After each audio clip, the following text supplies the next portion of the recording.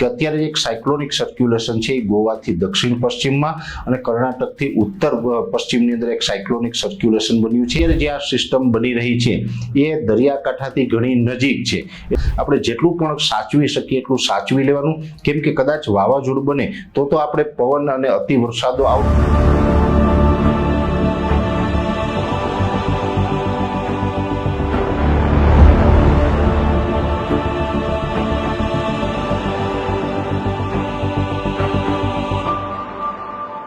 રાજ્યમાં ફરી એકવાર વાવાઝોડાનું સંકટ ઘેરાયું છે. ગુજરાતમાં ત્રાટકી શકે છે મોટું વાવાઝોડું, કારણ કે આગાહીકાર અંબાલાલ પટેલ સહિત જે પરેશ ગોસ્વામી છે તેણે પણ ખૂબ મોટી આગાહી કરી છે, કારણ કે ગુજરાતના સમુદ્રમાં સાયક્લોનિક સર્ક્યુલેશન સિસ્ટમ એક્ટિવ થઈ ગઈ છે અને આ વાવાઝોડું ક્યાર સુધીમાં વાવાઝોડું આખું બનશે અને એની અંદર શું શું અપડેટ સામે આવે છે તેના વિશે વાત કરીએ. નમસ્કાર, આપ જોઈ રહ્યા છો ન્યૂઝ રૂમ અને આપની સાથે હું છું ભાવી. 21મીએ સાયક્લોનિક સર્ક્યુલેશનની સંભાવના વ્યક્ત કરવામાં આવી છે. સાથે જ કર્ણાટક કાંઠા પાસે આ સાયક્લોનિક સર્ક્યુલેશનની અસર જોવા મળી રહી છે. વાવાઝોડું ગુજરાત તરફ ફંટાશે તો ભારે પવન સાથે વરસાદ પડે તેવી શક્યતા છે.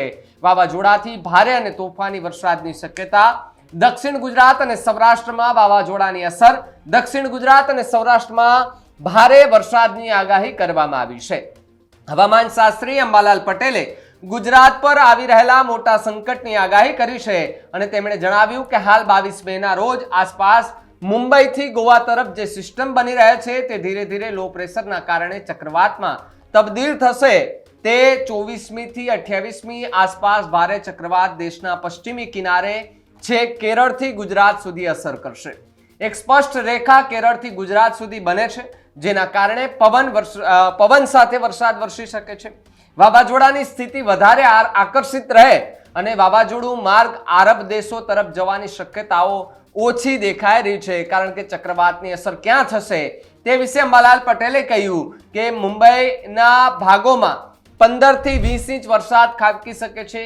મહારાષ્ટ્રમાં કેટલાક ભાગોમાં પૂરની સ્થિતિ રહી શકે છે, જેમાં આહવા, ડાંગ, વલસાડ વગેરેના ભાગોમાં પણ ભારે વરસાદની શક્યતા છે. આહવા, ડાંગ, વલસાડના ભાગોમાં 12 ઇંચ જેટલો વરસાદ થવાની શક્યતા અત્યારે દેખાઈ રહી છે. સાથે જ એક ચેતવણી આપી છે અંબાલાલ પટેલે કે બીજી એક સિસ્ટમ 28 મે બાદ બંગાળના ઉપસાગરમાં બને. આ સિસ્ટમ પણ ભારે ચક્રવાતનું સર્જન કરશે. દક્ષિણ પૂર્વીય તટો પર ભારે વરસાદની શક્યતા રહેશે. 100 કિલોમીટરની પ્રતિ કલાકની ઝડપે પવન ફૂંકાય તેવી શક્યતા દેખાઈ રહી છે. પણ આખી ઘટનાને લઈને અને સાયક્લોનિક સર્ક્યુલેશનને લઈને પરેશ ગોસ્વામી હવામાન નિષ્ણાંત શું માહિતી આપી રહ્યા છે, આવું સાંભળીએ. હવે ખાસ જે વરસાદ અને વાવાઝોડાની વાત કરવાની છે, આમ જોવા જઈએ તો ઘણા સમયથી તમને સોશિયલ મીડિયાના અલગ અલગ પ્લેટફોર્મ ઉપર વાવાઝોડાની વાત સંભળાતી હશે. અત્યારે જે એવું કન્ફર્મ નથી કે વાવાઝોડું બનશે. એનું કારણ છે કે અત્યારે એક સાયક્લોનિક સર્ક્યુલેશન છે એ ગોવાથી દક્ષિણ પશ્ચિમમાં અને કર્ણાટકથી ઉત્તર પશ્ચિમની અંદર એક સાયક્લોનિક સર્ક્યુલેશન બન્યું છે. આ સાયક્લોનિક સર્ક્યુલેશન છે એ 22 મે 2025 સુધીમાં એ લો પ્રેશર બને તેવી શક્યતાઓ છે. જ્યારે પણ એને ઊંચું તાપમાન મળે અને મજબૂત બને એટલે લો પ્રેશર બને. લો પ્રેશર મજબૂત બને પછી વેલમાર્ક લો પ્રેશર બને, ત્યારબાદ ડિપ્રેશન બને ને ડિપ્રેશન મજબૂત બને તો ડીપ ડિપ્રેશન બને અને પછી જો ડીપ ડિપ્રેશન વધુ મજબૂત બને તો સાયક્લોન સ્ટોર્મ બનતું હોય છે, એટલે કે વાવાઝોડું બનતું હોય છે. એટલે હજુ વાવાઝોડું બનવા માટે ઘણા સ્ટેપ એને પાર કરવાના હોય છે. એ સ્ટેપ પાર કર્યા પછી વાવાઝોડું બને.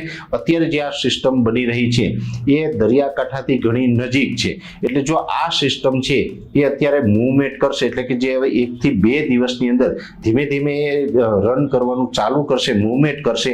પછી જો એની મૂવમેન્ટ છે એ ઉત્તર પશ્ચિમ તરફ મૂવમેન્ટ થાય તો વાવાઝોડું બનવાના પૂરા ચાન્સ છે. કેમ કે અરબ સાગરની અંદર અત્યારે ભેજ હોય, તાપમાન હોય, બીજા અન્ય પરિબળો છે એ વાવાઝોડું બનવા માટે અનુકૂળ પરિબળો છે, એટલે વાવાઝોડું બની શકે છે. પણ અહીંયા જોવાનું એ છે કે વાવાઝોડું બનશે કે નહીં એ લગભગ 1 થી 2 દિવસની અંદર ખબર પડી જશે. કેમ કે અત્યારે અલગ અલગ જે સેટેલાઇટના માધ્યમથી અમે પ્રિડિક્શન કરતા હોય, અલગ અલગ જે મોડેલો હોય છે, દરેક મોડેલોની અંદર ફેરફાર બતાવી રહ્યું છે, એક બગ છે, વેરિએશન આવી રહ્યું છે. એટલે લગભગ 24 કે 36 કલાકની અંદર આપને ખ્યાલ આવી જશે કે વાવાઝોડું બનશે કે નહીં. પણ ખાસ દરેક ખેડૂત ભાઈએ નોંધ એ લેવાની છે કે 22 મે 2025 સુધીમાં આપણે જેટલું પણ સાચવી શકીએ એટલું સાચવી લેવાનું, કેમ કે કદાચ વાવાઝોડું બને તો આપણે પવન અને અતિ વરસાદો આવતા હોય છે, પણ કદાચ વાવાઝોડું ન બને તો પણ મે મહિનાના છેલ્લા અઠવાડિયાની અંદર આ વરસાદો આવે તેવી શક્યતાઓ છે, કેમ કે વાવાઝોડું ન બને તો પણ આ લો પ્રેશર અથવા તો ડિપ્રેશન તો બનવાનું જ છે,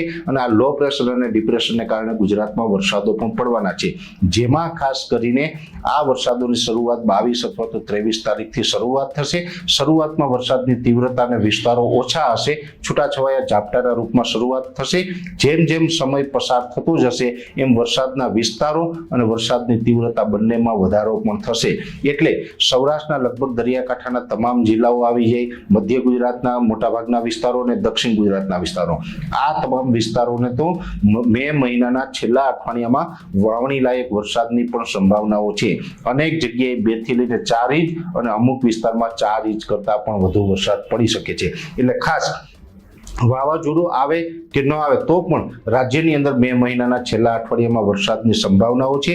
જો કે આ વરસાદ પડશે તો એને આપણે પ્રી મોન્સૂન એક્ટિવિટી ગણી શકાય, કેમ કે નૈઋત્યનું ચોમાસું હજુ કેરળમાં પણ નથી પહોંચ્યું, એટલે આને આપણે નૈઋત્યનું ચોમાસું ન કહી શકાય। પ્રી મોન્સૂન એક્ટિવિટી નૈઋત્યના ચોમાસાના પહેલાના વરસાદો ગણી શકાય, અને આની અંદર વાવણી લાયક વરસાદો પણ થઈ શકે છે, જેની દરેક મિત્રોએ નોંધ લેવાની। 24 કે 36 કલાકની અંદર આ સિસ્ટમને અમે ટ્રેસ કરી અને આ સિસ્ટમો પર અત્યારે અમારી સતત નજર રહેશે, એટલે 24 કે 36 કલાકની અંદર અમે એ પણ માહિતી આપી દેશું કે આ સાયક્લોન એટલે કે વાવાઝોડું બનશે કે માત્ર વરસાદના રૂપમાં આવશે, શું થશે એ પણ આપણે ટૂંક સમયની અંદર સૌપ્રથમ આપણે એની માહિતી આપશું। તો ચોમાસા વિશે હવામાન નિષ્ણાંતે જણાવ્યું કે ચોમાસું લગભગ જો વાવાઝોડાના વરસાદના કારણે હરકત ન આવે તો 28 મેના રોજ કેરળ કાંઠે આવવાની શક્યતા છે। જો ચોમાસાની મંદ ગતિ રહે તો 5 જૂન આસપાસ ભારતના દક્ષિણ તટે ચોમાસું પહોંચી શકે છે। સાથે જ તારીખ 3 જૂન સુધીમાં કેરળ, કર્ણાટક સુધીના ભાગોમાં ભારે વરસાદની શક્યતાઓ રહેશે। 10મી જૂન આસપાસ દક્ષિણ ગુજરાતમાં અને ગુજરાતના અન્ય ભાગોમાં વરસાદ થવાની શક્યતાઓ છે। 20 મેની આસપાસ ગુજરાતના ઘણા ભાગોમાં વરસાદ થવાની સ્પષ્ટતાઓ દેખાઈ રહી છે। સાથે જ 8 જૂન આસપાસ દરિયાના પવનો બદલાશે, જેથી રાજ્યના ભાગોમાં વરસાદ થવાની શક્યતાઓ દેખાઈ રહી છે। તેના જણાવ્યા અનુસાર ભારે પવનની ગતિના કારણે કેરીના પાક ઉપર અસર થવાની શક્યતાઓ છે। બાગાયતી પાકો અને જળ ભરાવાને કારણે ઉનાળાના પાકો પર અસર થવાની શક્યતાઓ રહેશે। માછીમારોને દરિયો ન ખેડવાની સૂચનાઓ પણ અત્યારથી જ આપી દેવામાં આવી છે। આખી ઘટનાને લઈ અને સાથે તમારા વિસ્તારમાં કેવું છે વાતાવરણ, અને જો તમે પણ દરિયાકાંઠાના વિસ્તારમાં રહીને આ વિડીયો જોતા હો તો તમારી આસપાસમાં કેવું વાતાવરણ છે કમેન્ટ કરીને ખાસ જણાવજો। જોતા રહેજો ન્યૂઝરૂમ। નમસ્કાર।